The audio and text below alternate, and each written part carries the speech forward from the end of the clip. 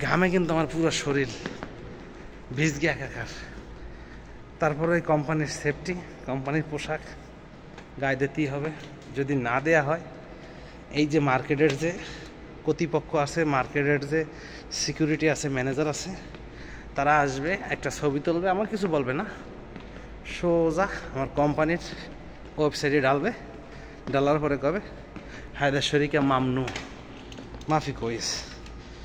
মানে আমি যে সেফটি অবলম্বন করি নাই, এখন তো এই আন্ডারগ্রাউন্ড ক্লিন করতেছি, যার কারণে মাথায় হেলমেট দেওয়া লাগতেছে না। যখন আমি উপরে যাব, মানে গ্লাস ক্লিন করব, তখন আমার গ্লাস ক্লিন করব ক্যারেং দিয়া, তখন আমার মাথায় হেলমেট থাকতে হবে। হেলমেট, সেফটি বেল্ট, এগুলো সব।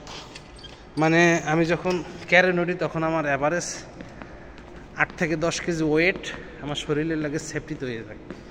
সেফটি যে বেল্টটা, ওইটা অনেক ওয়েট, ওটা লোয়ার, ওটা আমার কোনো কাজে আসে না, তারপরেও নিজের সেফটির জন্য ওটা ব্যবহার করা লাগে। তো ভিডিওটা বানানোর কারণ কি, এটার মধ্যে কী আছে একটা জিনিস, সেটা এখন বলতেছি। সেটা হলো, আমি বাংলাদেশ থেকে যখন আসি, মানে আমারে যখন দালাল আনে, তখন আমারে বলছিল হোটেলের ভিসা দেবে। এই হলো হোটেলের ভিসা, এই যে ঝাড়ু দিতেছি, এটার নামে হোটেলের ভিসা।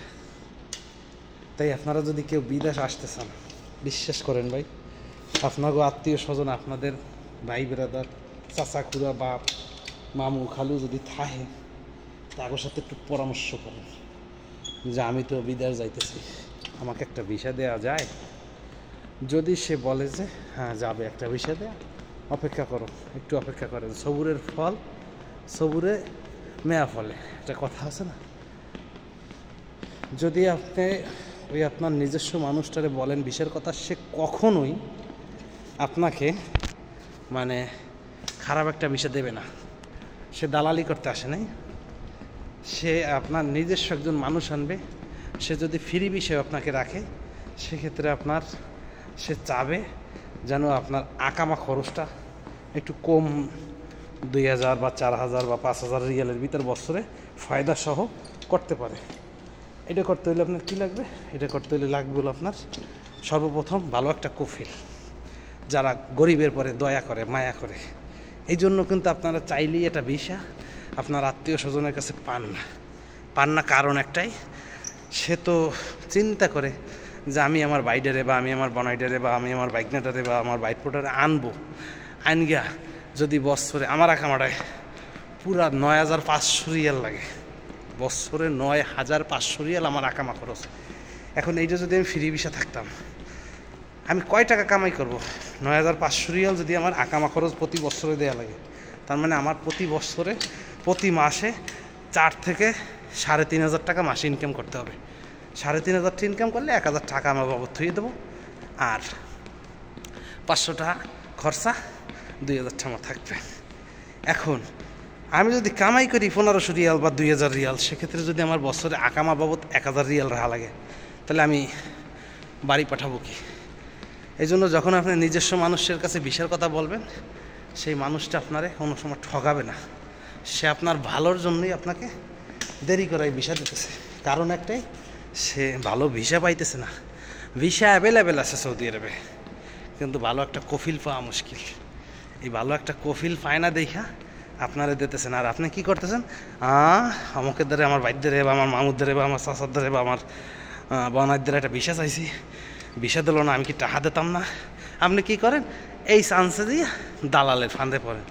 দালালেতে মনে করেন আল্লাহ একাই দেওয়া পাসপোর্টটা দিয়েছেন, ভিসা লাগাই দিয়েছে, এরপর হলো আপনার ফন্দি কান্দাকাটি শুরু করে দিয়েছেন। সৌদি আরবে আজকে দুলা ভাই আউগাও, মামা আউগাও, চাচা আউগাও, আব্বা আউগাও, খালু আউগাও। কেন?